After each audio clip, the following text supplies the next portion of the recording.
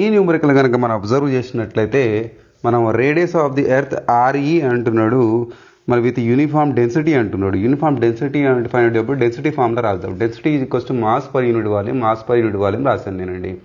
Mass per unit volume అంటే 4/3πr³. ఇక్కడ ఇంకేమంటున్నాడు, so which can acceleration due to gravity of the G/3 అంటున్నాడు. G/3 లోపలికి వెళ్ళిపోయింది అంటే సో ఎర్త్ లోపల అంటున్నాడు, సర్ఫేస్ మీద. నేను ఎట్ సర్ఫేస్ మీద ఎట్ ఇన్సైడ్ రెండు ఫార్ములాస్ రాశాను నేను G రిలేషన్కి.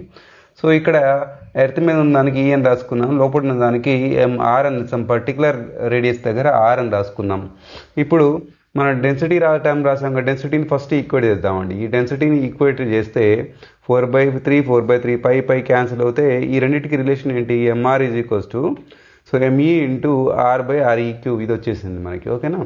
సో ఇప్పుడు ఏం చేద్దాము, క్యూబ్ లోపల తీసుకెళ్దాం, లేదంటే మనం ఇక్కడ ME ప్లస్లో మనకి ఇంకేమన్నా వస్తుంది. ఇక్కడ మనకి ఇక్కడ చూడండి, ఈ MR మొత్తాన్ని ఇక్కడ తీసుకెళ్ళి ఇక్కడ పెట్టేయండి.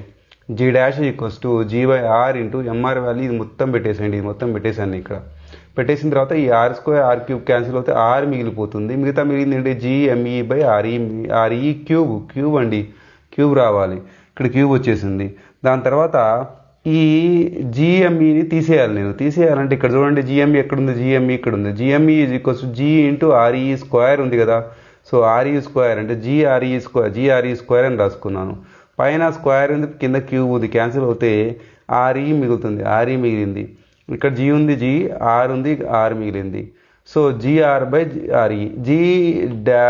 మనకి G' వాల్యూ ఇచ్చాడు G/3 అని చెప్పేసి. G క్యాన్సిల్ అవుతే R వాల్యూ ఏమొస్తుంది, RE/3 అనేది వచ్చేస్తుంది. ఆప్షన్ ఏంటి మనకి, ఏ అనేది ఆప్షన్ అండి.